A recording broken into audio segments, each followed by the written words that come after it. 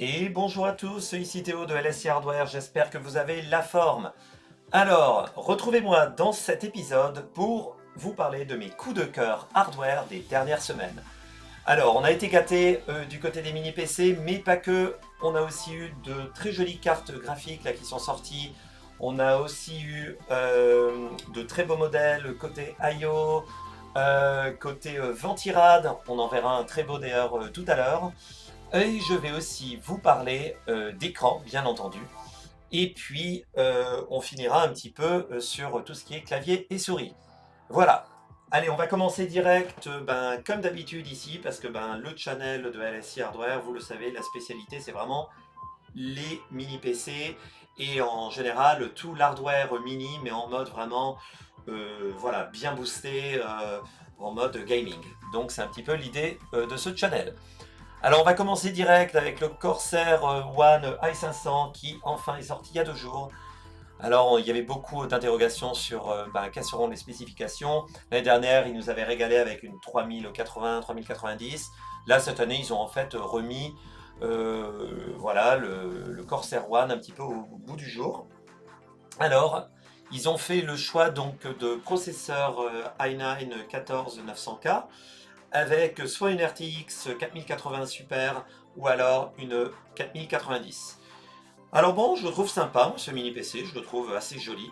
Hein, quand on commence à regarder un petit peu donc toutes les photos et tout, on peut voir que c'est quand même un très bel appareil. Moi, ce que j'aime bien, c'est que c'est vraiment soigné. Hein. C'est bien fait. On retrouve donc tous les composants légendaires de Corsair. Vous retrouvez donc leurs alimentations SFX. On va retrouver donc un IO aussi qui est utilisé. Et puis c'est pas mal, c'est vraiment très très joli. Et puis moi j'aime beaucoup le boîtier donc qui utilise du bois et puis du mesh sur les côtés.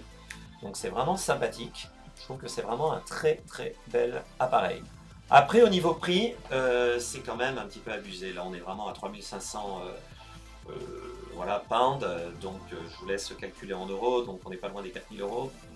C'est quand même voilà, c'est quand même hors de prix, surtout que si vous faites la configuration manuellement, voilà, vous réussirez à la faire pour beaucoup moins cher. Après, il y a aussi la partie choix du processeur. Je ne sais pas pourquoi ils sont partis sur le i9 14900K qui est un très beau processeur, il n'y a pas de souci dessus. Mais c'est juste que je pense que si on voulait vraiment faire du gaming dessus, ça aurait été sympa justement d'utiliser peut-être un Ryzen X3D. Ça aurait pu être quand même beaucoup plus cool. Mais bon, en tout cas, c'est dommage qu'ils ne nous laissent pas l'option de choisir plutôt un Ryzen si on a envie, surtout si on va utiliser ce PC à des fins un petit peu plus gaming. Allez, on continue du côté des mini PC. Alors, Minis Forum continue à innover. Alors, avec le premier mini PC qui a donc un écran sur le côté, et ça c'est vraiment sympa, parce que ce petit écran, vous pouvez voir, va être utilisé en fait pour vous donner des informations sur votre système, la température de la RAM, le nombre de RAM qui est utilisé, température CPU, GPU, etc. Et donc ça peut être assez sympa. Donc c'est un écran qui est tactile. Donc là ils ont choisi un Core Ultra 9. Donc là ils ont vraiment visé en fait le dernier processeur de chez Intel qui va permettre justement d'avoir des capacités en intelligence artificielle. Et puis moi j'aime beaucoup ce côté touchscreen parce que je trouve que c'est très joli, ça rajoute vraiment quelque chose à votre setup. Et puis apparemment vous pouvez l'utiliser en tant qu'assistant pour la vidéoconférence, donc ça peut être sympa. Si vous faites par exemple un call sur Zoom, sur Google Meet, etc., vous pouvez l'utiliser du coup. Et donc je trouve ça vraiment sympa. Donc j'aimerais bien le voir sur d'autres mini PC. Alors regardez, ils ont même mis du Wi-Fi 7, donc bien entendu on ne l'utilise pas pour l'instant. Mais en tout cas, quand Windows pourra le supporter, ça sera pas mal. Voilà, donc c'est pas mal ce qui se passe du côté des mini PC. Vous avez vu, il ressemble énormément au UM 780 et 790 XTX. Donc je ne serais pas surpris dans le futur que ce genre d'écran soit proposé. Allez, on continue du côté des mini PC. Et là, à nouveau, on est chez Miniforum. Et Miniforum a sorti une tablette Ryzen. Moi, je trouve ça vraiment sympa. Donc de série 8000. Donc là, on est vraiment sur une tablette Windows. On utilise le dernier processeur 8840U, donc ultra low consommation. Et ce qui est bien par contre dans ce processeur, c'est que on a donc presque 40 trillions d'opérations par seconde de capacité en IA, donc ça peut être pas mal pour tous ceux qui ont envie d'utiliser Reason AI, pour peut-être l'utiliser à des fins de LLM qui peuvent être exécutées en local. Côté gaming, on ne sera pas déçu non plus parce qu'on a quand même une Radeon 780M comme vous pouvez le voir, et donc on a quand même un très bel appareil. Et puis je crois qu'il commence à peu près autour des 1000 $. Et donc ça peut être sympa pour ceux qui veulent concilier le monde de la tablette avec Windows. Donc j'aime bien ce côté un petit peu innovant qu'il y a chez Miniforum. Allez, on part maintenant chez Gigabit. Alors, Gigabit, c'est le Metal Gear Plus. Alors, j'adore le nom, je trouve que c'est vraiment cool. Ça me rappelle un peu Metal Gear Solid, évidemment. Bel appareil. C'est sympa, il y a un petit côté rétro, un petit peu rétro Mac. Vous savez, dans les années début 2000, on avait un petit peu ce genre de look. Et puis quand vous regardez l'arrière, c'est marrant, on dirait un appareil audio de standing. Hein, ça fait quand même assez haut de gamme. C'est joli, c'est assez différent de ce qui se fait dans le monde du mini PC. C'est l'une des raisons pour laquelle j'aime bien. Alors là où j'étais un tout petit peu déçu, si vous regardez bien, il y a le logo Aorus. Et le logo Aorus, c'est quand même le logo des gamers. Dommage qu'il n'ait pas un petit peu plus mis en avant. Donc ouais, je trouvais ça dommage. Ils auraient pu peut-être le mettre en entrée. Ils auraient pu jouer un petit peu plus aussi sur le côté gamer. Mais bon, il est pas trop mal. Si on veut un mini PC qui est un petit peu différent, je le trouve assez sympa. Donc il commence à être disponible en Chine. Voilà. Alors maintenant, nous allons quitter le monde des mini PC avec une carte graphique là, qui est là depuis à peu près 2 mois, mais qui était assez difficile à se procurer. Donc c'est une 4070 Ti Super avec 16 Go les amis, 16 Go, ça c'est vraiment bien. Parce que c'est mieux que les modèles à 12 Go, surtout pour le long terme. Mais surtout, elle est magnifique. Je sais pas ce que vous en pensez, laissez-moi un commentaire dessus. Mais je trouve que c'est la plus belle des cartes graphiques. Je sais pas, moi je suis à fond. Je la trouve incroyable. Donc c'est vraiment une très très belle carte. Et ce qui est bien, c'est qu'on peut enfin commencer à se la procurer sur le marché. Donc elle était sortie début février, mais elle était impossible à trouver. Et là, ça va faire quelques semaines qu'elle est dispo, et c'est pour ça que je l'ai mis pour moi dans les coups de cœur des dernières semaines là, qui sont passées, parce que c'est une très belle carte. Non pas que j'ai pu me l'acheter pour l'instant. Voilà. On va continuer du côté des cartes graphiques. Alors moi, j'ai trouvé que c'était extrêmement sympa. Là, sur Amazon, ils vendent ce nouveau produit. S'appelle Jack Trade, et c'est en fait c'est un petit stand qui va vous permettre de tenir la carte graphique, parce qu'on sait que parfois elles sont un petit peu lourdes, et donc si on veut un peu protéger son boîtier, et ben on peut mettre ce genre de, voilà, de stand qui va nous aider à tenir la carte graphique. Franchement, pour le prix, 22,64 €, donc là on est quoi, même pas 25 euros. C'est joli, il y a du RGB. Alors, par contre, oui, vous avez dû voir quelques nouvelles des cartes, donc des modules RAM qui ont grillé les cartes graphiques apparemment sur le très long terme avec du RGB.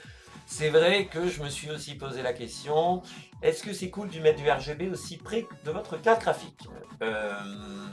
J'ose espérer que oui, parce que quand vous regardez en fait, le RGB plutôt ne touche pas la partie graphique, donc il faudrait espérer que c'est mieux. Mais oui, vous risquez peut-être de bronzer si votre PC a énormément de RGB comme celui-là ici.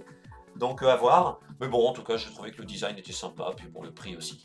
Voilà. Donc je trouvais que c'était innovant, et c'est pour ça que je l'ai rajouté un petit peu dans mes coups de cœur. Allez, on va continuer maintenant du côté des mémoires. Et là, j'ai trouvé qu'il y avait des modules de RAM qui sont sortis. Alors, il y a à peine quelques semaines.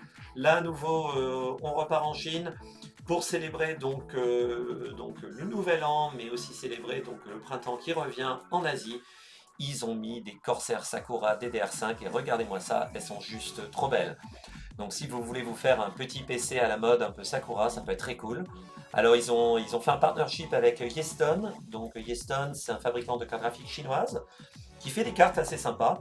Bon après, moi les cartes j'aime moins, hein. Je les trouve très très kitsch. Après quand on parle des barrettes de mémoire Rockstrix là, de chez Corsair, elles sont toutes, je les trouve sublimes. Donc si on a vraiment envie de se faire un petit PC à la mode Cherry Blossom, ça peut être cool. Alors c'est rigolo, ils ont même mis un poème. Alors c'est vraiment rigolo. J'aime bien. C'est le côté kitsch, un peu original.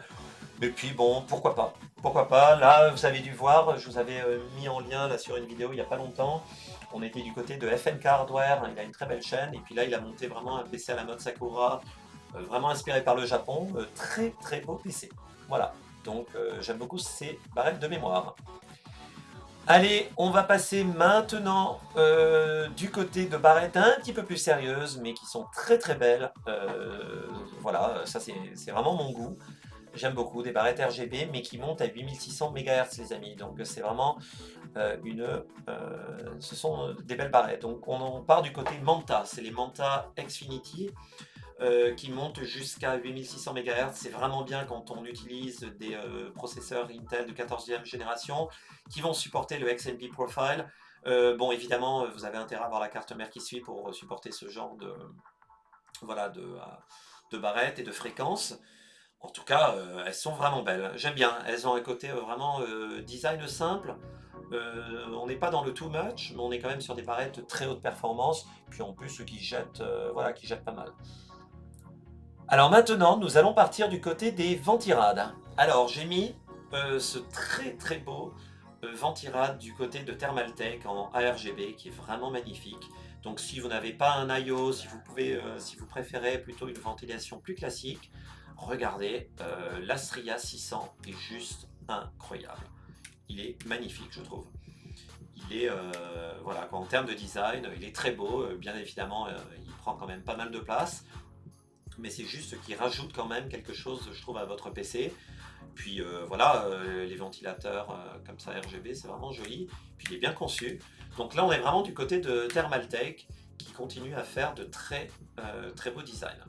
Donc c'est un très très beau ventirad, j'ai trouvé. Voilà.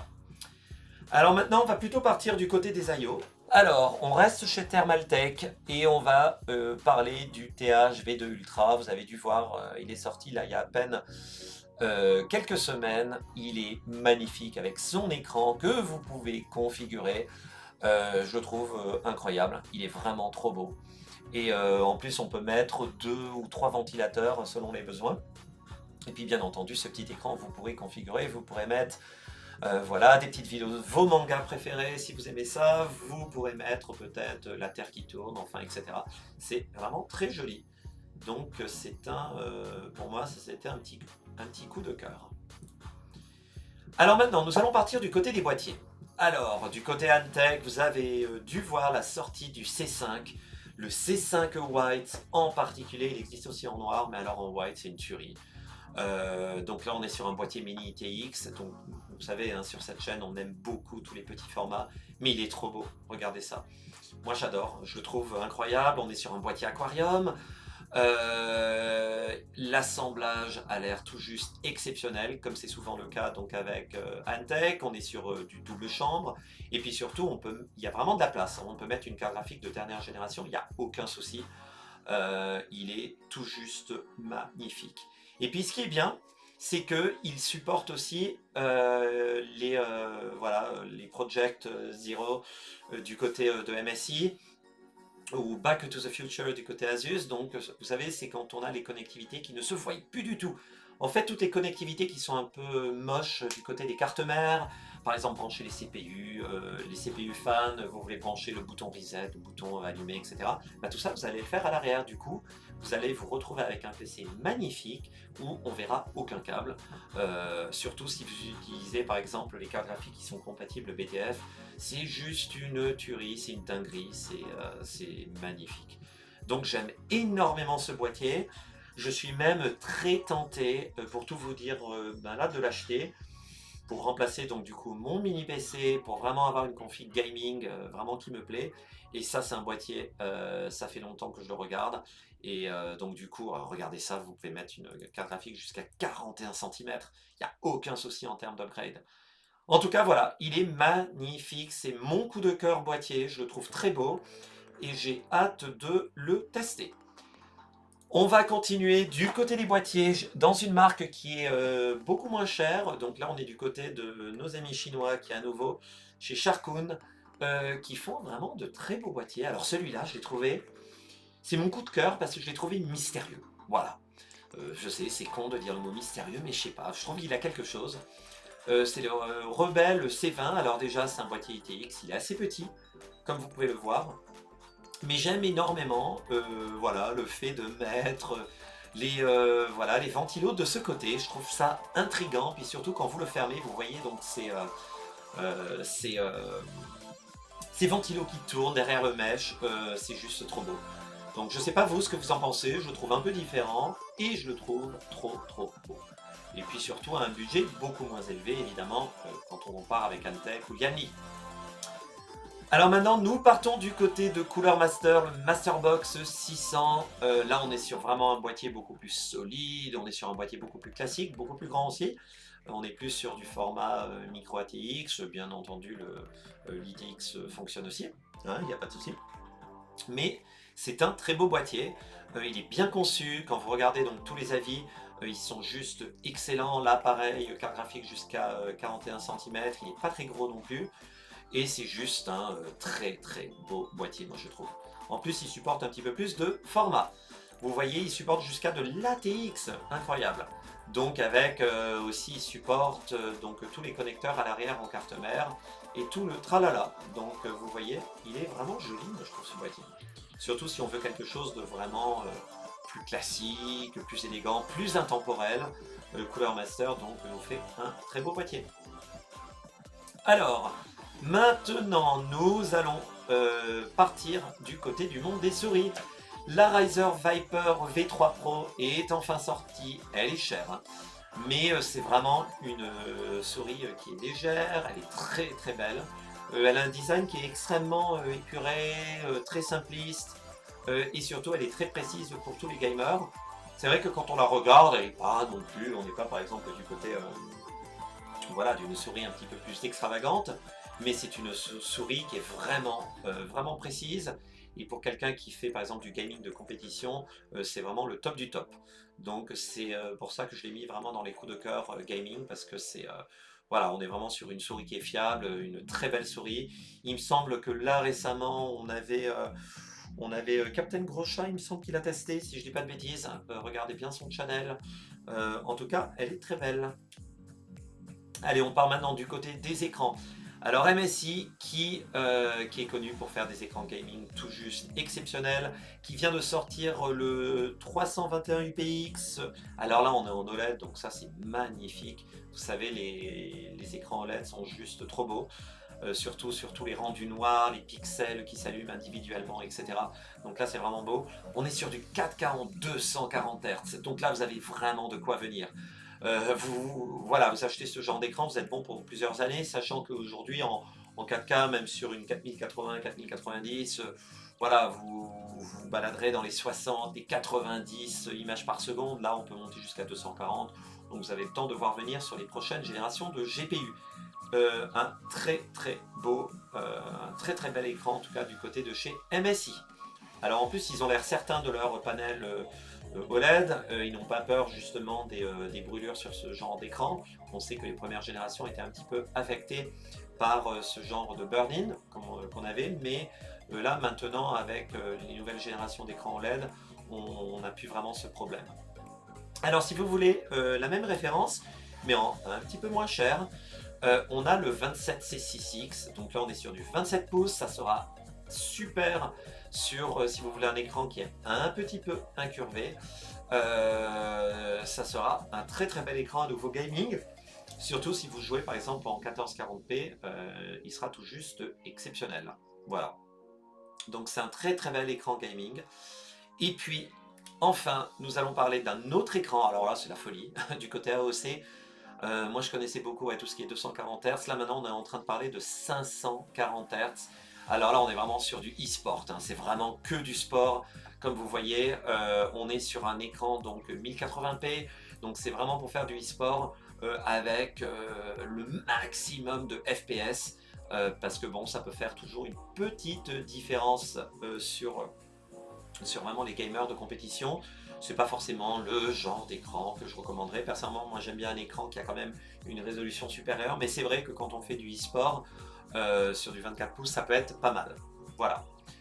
Et puis, ben écoutez, c'est tout. Voilà, ça c'est mes coups de cœur que j'ai eu là ces dernières semaines. J'espère que c'est une vidéo qui vous a plu. N'hésitez pas à vous abonner si ce n'est pas le cas, n'hésitez pas à liker, n'hésitez pas à commenter comme d'habitude. En tout cas, j'espère que c'est une vidéo qui vous a plu et j'espère vous retrouver très bientôt.